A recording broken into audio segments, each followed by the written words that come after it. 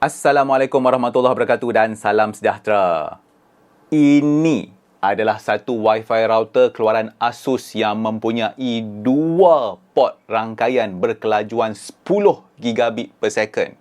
Dia ada dua 10G punya port. Okey, jadi saya pernah tunjukkan kepada anda router ni tak berapa lama dululah apabila saya cerita tentang server rack 15U tu. Server rack yang ada bawah meja ni kan. Pada waktu tu saya pasang kat rumah saya kan. Jadi masa saya tunjuk video tu, ramai orang yang minta saya buat review penuh pasal router ni.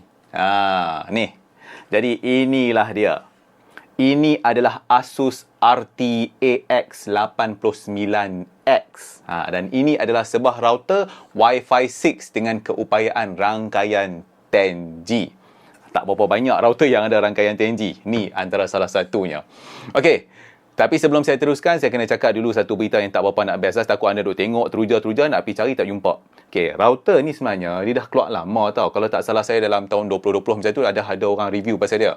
Tapi sayangnya model ni dia tak dijual secara rasmi dekat negara kita ni. Sebenarnya kan saya dah cari lama dah model ni. Bertanya. Lepas tu alhamdulillah pihak Asus dia jumpa satu, dia bagi kat saya. Puas hati betul. Okey, jadi sementara duk cari-cari tu kan, saya adalah cari dekat Carousel lah semua. Hari tu saya dah jumpa tu ada seorang ni penjual ni kat Carousel, tapi tak tahu ada lagi ke tidak kan. Lepas tu saya jumpa juga dekat Shopee. Tapi dekat Shopee tu harga dia memang melampau betul. Saya tengok lah ni, saya tunjuk dekat anda tau. Harga router ni dia perjual antara 7 hingga 10 ribu. Dia ada beberapa kedai yang jual model ni 7 sampai 10 ribu ringgit untuk satu router. Pada saya harga tu dia melampau sangat lah. Okey, tapi tak apa. Sebelum anda nak tengok video ni sampai habis, mari saya cerita dulu siap-siap dia punya ciri-ciri yang menarik yang ada pada router ni. Okey, ciri menarik pertama, yang ni memang tak boleh nak lari lah. Seperti yang saya katakan tadi, ini adalah sebuah Wi-Fi router yang mempunyai dua port 10G. Nanti dalam bahagian seterusnya, saya akan ceritalah dengan lebih lanjut tentang port 10G semua tu. Okey, ciri menarik yang kedua pula. Router ni dia ada 8 gigabit LAN port. 8 gigabit LAN port. Lepas tu dia ada pula satu dedicated WAN port yang berkelajuan 1 gigabit. Jadi maksudnya router ni dia ada 9 port gigabit. Memang dahsyat. Dah nampak macam network switch dah. Okey, itu ciri yang kedua. Lepas tu ciri yang ketiga pula. Itu daripada segi dia punya rupa bentuk ni lah. Anda tengok lah rupa bentuk Wi-Fi router ni sendiri kan. Jadi router ni dia adalah berbentuk oktagon macam tu. Dia ada 8 bucu, 8 sisi semua kan. Lepas tu pada setiap bucu tu dia ada satu antena. Jadi router ni dia ada 8 antena semua sekali. Lepas tu antena ni anda boleh lipat dia macam ni. Anda boleh lipat dia ke bawah macam ni. Jadi kalau anda bawa keluar dia daripada kotak, dia akan asalnya nampak macam ni. Tu dia. Okey. Jadi anda boleh tarik dia untuk nak bagi dia stick macam ni, ataupun anda boleh letak dia dekat atas router tu macam ni lah. Jadi biasanya kita akan letak dia menegak macam ni lah. Cuma satu pasal antena ni, anda tak boleh nak gerakkan dia ke kiri ke kanan. Dia memang tegak macam ni saja. Lepas tu satu lagi, anda tak boleh nak cabut dia lah. Kalau anda nak ganti antena lain semua, tak boleh. Dia macam ni saja. Antena ni dia dah lekat kat router tu. Itu ciri dia dah. Okey. Seterusnya, antara yang paling menarik juga yang saya tengok dekat router ni adalah dalam router ni dia ada kipas. Kipas tu digunakan untuk nak sejukkan router ni. Ingat tak dulu kita pernah sembang pasal router perlukan kipas ataupun tidak kan? Ada kan saya buat satu episod yang saya ambil hair dryer tembok router nak tengok dia mati ataupun dah kan. Lepas tu kita banyak bincang kata perlu ke tidak kita nak beli kipas kat Shopee semua. Yang ni tak payah. Dalam dia memang ada kipas. Lepas tu memang jarang tau kita nak jumpa Wi-Fi router yang ada kipas dalam dia. Biasanya dia fanless design. Yang ni ada kipas. Lepas tu yang bagusnya adalah anda boleh kawal kipas tu melalui settings router ni. Ada nak set kelajuan kipas, boleh nak bagi laju betul, nak bagi laju medium, nak bagi dia laju sikit, semua boleh buat. Lepas tu anda nak set kipas tu pusing laju masa bila, pusing perlahan waktu bila, semua boleh. Jadi itulah antara beberapa ciri menarik yang ada pada Wi-Fi router ni. Okey, jadi pada bahagian seterusnya, jom saya ceritakan kepada anda dia punya spesifikasi. Kalau anda nak suruh router ni nampak ganas sikit, anda boleh letak kaki dia dekat bawah macam ni. Jadi dia nampak macam labah-labah macam tu. Sekarang, mari saya ceritakan kepada anda dia punya spesifikasi. Jadi, ini adalah satu dual band Wi-Fi 6 router. Dan router ni dia menggunakan chipset dari Qualcomm. Untuk Wi-Fi 2.4 GHz dia menggunakan antena 4x4 dan dia punya bandwidth maksima untuk Wi-Fi 2.4 GHz tu adalah sehingga 1140 megabit per second. Begitu juga untuk dia punya Wi-Fi 5 GHz, dia juga menggunakan antena 4x4 dengan maksimum bandwidth sehingga 4804 megabit per second. Dan untuk Wi-Fi 5 GHz tu, anda boleh set channel bandwidth tu sehingga 160 MHz. Jadi, Wi-Fi router ni anda boleh gunakan dia dalam pelbagai mode. Dan secara defaultnya, router ni dia berfungsi sebagai Wi-Fi router lah. Tapi kalau anda nak jadikan dia sebagai access point ataupun AP pun boleh. Kalau anda nak buat dia sebagai repeater pun boleh. Nak jadikan dia sebagai Wi-Fi bridge pun boleh. Dan Wi-Fi router ni juga, dia boleh berfungsi dengan Asus AI Mesh. Jadi anda boleh gunakan router ni sebagai mesh router ataupun mesh node. Tak ada masalah. Nanti saya tunjukkan kepada anda sekejap lagi. Okey, lepas tu daripada segi port dan juga sambungan yang ada pada Wi-Fi router ni, memang sempoi. Okey, seperti yang saya katakan kepada anda pada awal video tadi, dia ada satu dedicated WAN port yang berkelajuan 1 gigabit. Lepas itu dia ada 8 gigabit LAN port. Jadi semua sekali dia ada 9 port yang berkelajuan 1 gigabit. Okey, lepas tu dia ada satu port 10G, yang mana port 10G itu adalah berbentuk RJ45 yang macam kepala network kabel tu. Itu satu. Lepas tu dia ada satu lagi port 10G SFP+. Tu dia. Dan selain daripada tu, dia ada dua port USB 3.2 Gen 1. Lepas tu untuk processing power, router ni dia menggunakan quad-core CPU berkelajuan 2.2 GHz dan dia ada 256 MB flash dan 1 GB RAM.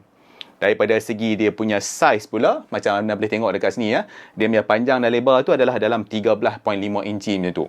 Lepas tu tebal ini dalam 3 inci lebih. Dan berat router ni adalah dalam 1 kilo lebih macam itulah. Jadi itulah dia punya spesifikasi. Dalam bahagian ni, kita akan fokus tentang keupayaan 10G yang ada pada Wi-Fi router ni. Jadi seperti apa yang anda dah tahu, Wi-Fi router ni dia mempunyai dua port 10G. Dan apa yang menarik sekali adalah, satu port 10G itu dia adalah jenis base T ataupun lebih mudah dikenali sebagai yang port RJ45. Itulah yang port network kabel biasa tu. Itu satu. Lepas tu satu lagi port tu pula adalah jenis SFP+. Okey, bagi yang tak tahu, SFP tu dia adalah singkatan untuk Small Form Pluggable. Sebab tu nama dia SFP. Dan biasanya port tu digunakan untuk sambungan fiber optik. Biasanya macam itulah. Okey, lepas tu kalau kita cakap sikit pasal yang port RJ45 yang 10G tu, port tu dia ada keupayaan kelajuan daripada 1GB, 2.5GB, 5GB dan 10GB. 4 jenis kelajuan. Dan kelajuan pada port tu adalah berdasarkan apa yang anda cucuk kepada dia ataupun apa yang anda set pada dia. Contohnya kan, kalau network port dekat komputer anda tu berkelajuan 1GB contohnya, dan anda cucuk pergi dekat port tu, maka port tu dia akan jadi 1GB. Tapi kalau komputer anda ada network card yang berkelajuan 10GB, maka kalau anda cucuk pergi dekat sini, dia akan jadi 10G. Lepas tu, untuk yang port SFP tu pula, anda boleh gunakan bermacam-macam jenis transceiver. Ada macam-macam, anda nak pakai apa boleh. Anda nak gunakan yang LC duplex transceiver tu, nak pakai kabel fiber pun boleh, tak ada masalah. Ataupun anda nak gunakan satu benda yang SFP ke 10G base T punya transceiver tu pun boleh lagi. Maksudnya anda boleh dapat satu lagi port RJ45 pun boleh, tak ada masalah. Lepas tu kan, dia ada satu benda tau yang nama dia sebagai ONU stick ataupun ONU stick tu kan. Benda tu memang sempoi. Kalau anda cocok benda tu dekat Wi-Fi router ni, maka anda boleh sambungkan terus kabel fiber optik daripada ISP anda tu. Contohnya macam TM Unify, Maxis Fiber, DG Fiber, Time ke apa ke. Anda boleh cocok direct masuk dekat router ni. Jadi tak payah nak pakai ONU dia tu. Sempoi kan? Okey. Tapi sebelum anda teruja nak pergi cari router ni, saya kena cerita siap-siap. Apa yang saya kata ONU stick semua tu, dia bukan main cocok macam tu saja. Dia tak jalan macam tu. Dia ada proses dia panjang sikit. Nanti insyaAllah saya akan buat episod lain lah untuk nak cerita kepada anda apa yang nak buat tu kan. Okey, tapi nak katanya, boleh dibuat. Tu dia. Okey, selain daripada tu, anda juga boleh guna satu benda yang dipanggil sebagai Direct Attached Copper ataupun kita panggil dia sebagai DAC. Atau dengan mudah kita selalu dengar DAC cable. Jadi kabel tu anda boleh gunakan dia untuk nak sambungkan Wi-Fi router ni kepada networking device lain yang mempunyai sambungan 10G. Contohnya macam network switch dan sebagainya. Katakanlah network switch MikroTik ke Ubiquiti ke apa ke. Boleh, tak ada masalah. Jadi banyak benda tau yang anda boleh buat dengan port 10G yang ada pada Wi-Fi router ni. Okey, dari segi kegunaan dia pula. port 10G ni anda boleh pakai dia sebagai LAN port. Jadi maksudnya anda boleh cucuk komputer anda pergi dekat dia dan anda memberikan komputer anda sambungan 10G. Itu kalau nak pakai secara LAN. Dan dalam masa yang sama juga, anda boleh jadikan dia sebagai WAN port. Maksudnya, kalau anda ada sambungan internet sehingga 10 gig, maka anda boleh cucuk mai kat router ni. Tak ada masalah.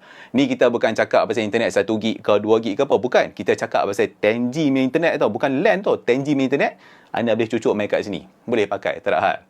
Okay, lepas tu kalau kita duk cakap pasal sambungan WAN tu nah, anda boleh pakai mana-mana port. Anda nak pakai yang base T tu pun boleh. Anda nak pakai yang SFP plus pun boleh. Tak ada masalah. Dan apa yang lagi sempoi, anda boleh gunakan satu feature yang dual WAN tu. Jadi anda boleh pakai dua-dua port tu sebagai WAN port. Kemudian anda boleh set lah benda-benda macam anda boleh set dia sebagai failover ke, load balance ke apa ke, semua boleh. Jadi maksudnya kalau nak bagi mudah faham, kalau anda ada sambungan internet 20 gig, 10 gig, 10 gig, anda boleh cucuk mai kat sini, boleh pakai. Orang lain pakai internet 2 gig paling laju, anda pergi cari internet 20 gig. Tak tahulah nak buat apa. Okey, jadi itulah dia sedikit sebanyak pasal port 10G yang ada pada Wi-Fi router ni. Okey, seterusnya saya akan tunjukkan kepada anda sedikit demo. Untuk nak tunjukkan kepada anda demo 10G itu, apa yang saya lakukan adalah saya sambungkan Apple Mac Studio ni kepada port 10G yang RJ45 tu. Sebab Mac Studio ni dia memang ada network port 10G. Lepas tu dalam masa yang sama juga saya sambungkan satu NAS Synology yang model 1522 Plus tu melalui port 10G yang SFP Plus tu.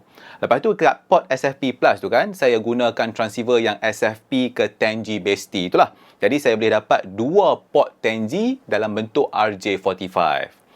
Lepas tu kan, RTAX89X ni dia juga menyokong feature Jumbo Datagram. Jadi saya boleh set MTU ataupun Maximum Transmission Unit tu pada network interface 10G dekat Mac Studio dan juga saya punya Synology tu dari 1500 byte yang default tu kepada 9000 byte. Dan itu dia memberikan saya kelajuan yang lebih tinggi lah. Jadi untuk nak buat testing ni saya gunakan open speed test lah untuk nak tunjukkan kelajuan download dan juga upload antara Mac Studio dan juga saya punya NAS Synology yang saya sambungkan melalui port 10G tu.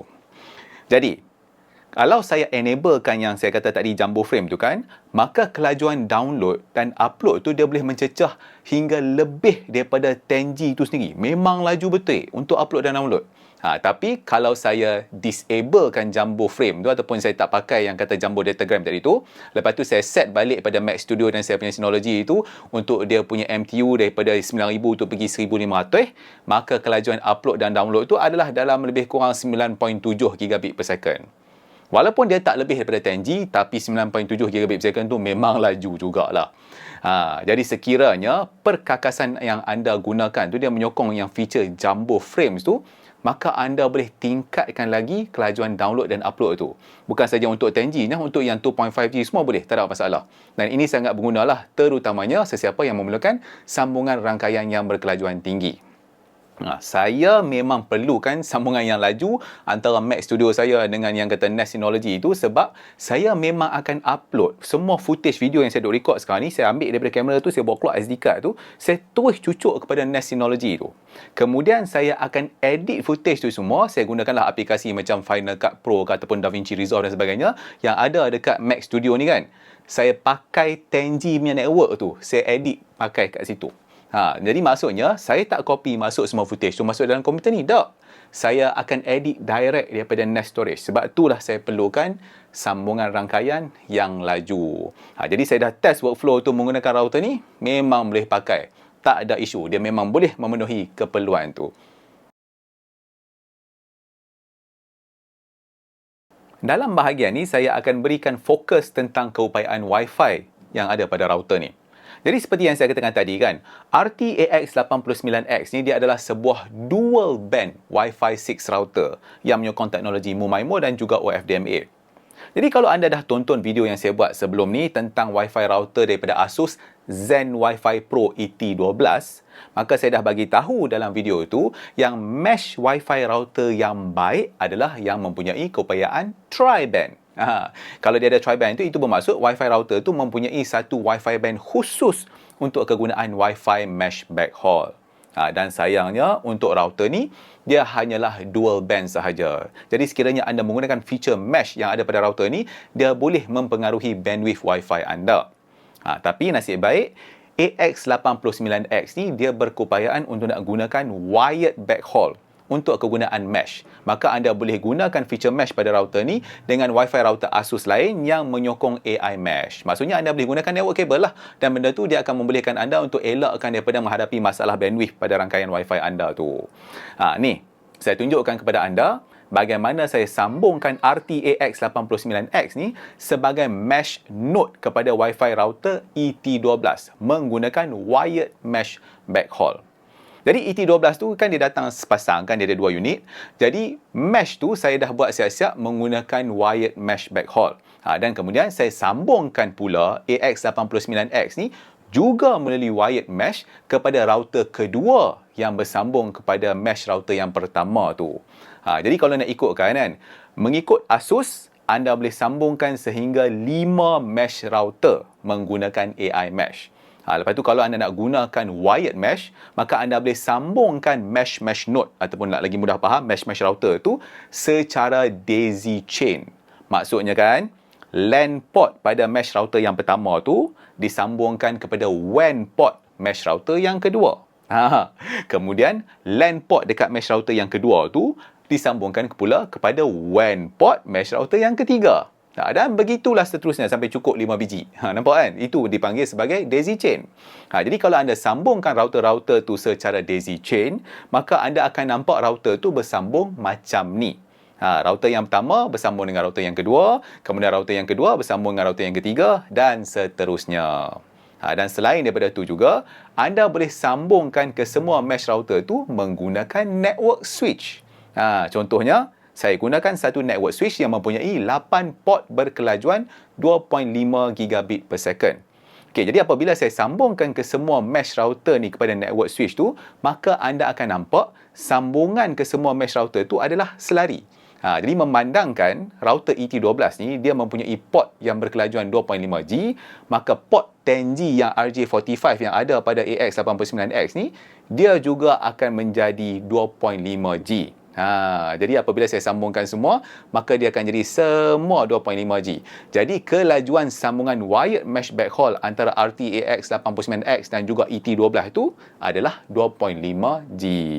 Jadi tak kisahlah sama ada secara daisy chain ke atau melalui switch ke apakah, dapat 2.5G. Tapi kan, saya duk terfikir tau, kalau saya duk ada 2 unit RTX89X ni, mungkin saya boleh test AI mesh backhaul tu menggunakan rangkaian 10G. Tapi masalahnya saya cuma ada 1 unit, jadi tak boleh lah. Mana tahu ada lagi satu, mungkin saya boleh test dan tunjukkan kepada anda. Sekarang saya tunjuk pula kepada anda beberapa testing Wi-Fi yang saya lakukan. Jadi testing pertama yang saya buat adalah Wi-Fi heatmap. Dan untuk nak buat testing tu, saya gunakan satu aplikasi Android yang juga bernama Wi-Fi heatmap. Dan device yang saya gunakan untuk buat testing ni adalah telefon Asus ROG Phone 6. Jadi saya letakkan Wi-Fi router ni dekat tengah rumah saya. Dan seperti yang anda boleh nampak coverage untuk Wi-Fi 5 GHz tu adalah agak baik, di mana average signal strength tu adalah negatif 52 dBm. Kalau anda tengok dalam peta tu, anda nampaklah kalau kita masuk pada bahagian ujung-ujung bilik itu, signal dia kurang sikit. Tapi tak apa, masih elok lagi.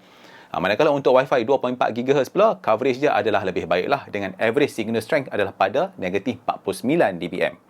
Okey, seterusnya saya tunjuk pula kepada anda kelajuan download dan upload melalui Wi-Fi 5 GHz yang saya buat menggunakan open speed test pada seluruh rumah saya ni. Jadi untuk nak buat testing ni, saya sambungkan komputer ITX saya tu pada Wi-Fi router ni melalui port 10G. Memandangkan komputer tu ada port 10G kan. Dan testing open speed test tu saya buat menggunakan telefon Asus ROG Phone 6 tu. Jadi saya pun jalanlah sekeliling rumah saya buat testing kan. Okey, dan hasil testing dia tu memang agak baik. Dan seperti apa yang anda nampak kelajuan download dan upload pada sebahagian besar rumah saya tu adalah antara 800 megabit per second sampailah kepada 1 gigabit per second. Cuma kalau masuk bilik yang ujung tu, kita nampak dia punya kelajuan tu drop sikit lah. Untuk download dapat dalam 500 lebih, untuk upload dapat 300 lebih. Macam tu lah. Okey, sambil tu saya juga buat satu testing open speed test jarak dekat. Di mana telefon ni dia berada dalam tak sampai 2 kaki macam tu pada router ni kan. Saja nak tengok berapa kelajuan paling tinggi boleh dapat kan. Dan daripada testing ni anda boleh nampak Download tu saya boleh dapat sampai 1443 megabit per second dan upload sehingga 1366 megabit per second melalui Wi-Fi 5 GHz. Lepas tu saya test juga sekali melalui Wi-Fi 2.4 kan. Untuk 2.4 tu saya berjaya mendapat kelajuan dia untuk download sehingga 249 megabit per second dan upload 257 megabit per second. Itu orang kata apa, close range testing lah. Dan akhir sekali saya buat satu testing penggunaan Wi-Fi. Ini testing yang paling sempoi. Jadi untuk testing ni saya gunakan 9 smartphone, 1 iPad lama, lepas tu 2 komputer. Okey, yang komputer Mac dan iPad dan semua smartphone tu dia bersambung secara Wi-Fi kepada router ni lah melalui Wi-Fi 5 GHz. Manakala yang komputer ITX tadi tu dia bersambung melalui LAN. Jadi kalau nak ikutkan secara keseluruhannya ada 13 device yang bersambung dengan Wi-Fi router ni masa saya tengah buat testing lah. Ada satu laptop kat situ saya buat untuk buat setting dan sebagainya kan. Jadi untuk testing tu apa yang saya buat adalah saya buka video di YouTube Pendawah Teknologi kan. Lepas tu saya set resolution yang untuk video tu semua kepada yang paling tinggi yang boleh disokong oleh setiap device tu. Contohnya kan kat komputer-komputer tu saya set lah resolution dia sampai 4K kan. Lepas tu yang dekat smartphone tu pula ada setengah smartphone tu boleh pergi sampai 1080p, ada setengah yang boleh pergi sampai 1440p dan ada yang boleh pergi sampai 2160p macam yang Asus ROG Phone 6 semua tu. Lepas tu saya pun biarlah video tu play secara berterusan sebab saya run playlist kan. Lepas tu saya tengoklah lepas beberapa lama, saya tengok ada isu ke atau tidak dan apa yang saya boleh katakan kepada anda, setelah jalan rasanya lebih daripada setengah jam, tu saya tak tunjuklah ke anda semua video setengah tu kan. Tapi bila saya dah run, tu lama-lama saya pergi tengok balik kan. Saya tengok tak ada sebarang isu, semua video play dengan baik. Jadi pendek katanya tak ada sebarang isu lah untuk nak menggunakan Wi-Fi router ni dengan sejumlah device sebanyak macam tu. Okey, sebenarnya kalau nak katakan 13 device tu tak ada lah begitu banyak dan apa yang dibuat tu pun tak ada lah begitu berat sebab kita cuma stream content dan sebagainya kan. Kalau saya buat macam orang kata apa open speed test ke ataupun saya buat speed test dan sebagainya mungkin nampak berat sikit. Tapi apa yang saya cuba nak tunjukkan kepada anda adalah kalau kita nak gunakan untuk penggunaan biasa, memang tak ada isu lah. Malah kalau anda tengok ni saya tunjuk dekat anda, status pada router tu, CPU utilization dia taklah begitu banyak pun masa video tu semua duk play. Cuma kalau kita tengok dekat dia punya RAM tu agak tinggi sikit lah, dalam 78% macam tu. Tapi apa pun, memang tak ada sebarang isu lah pada sambungan rangkaian tu. Walaupun testing tu saya biar sampai daripada pendek kata tengah hari sampai pukul berapa, pukul 3 macam tu lah. Cuma kalau satulah saya boleh cakap dekat anda, testing ni kan, biasa kalau anda tengok, semua device tu dia duduk dekat dengan Wi-Fi router tu. Sebenarnya saya nak letak device tu merata satu rumah tapi tak larat kan, jadi saya letak je lah dekat situ. Okey, tapi apa pun, secara umumnya, kalau anda ada banyak device dekat rumah, insya-Allah Wi-Fi router ni dia boleh tampung keperluan anda.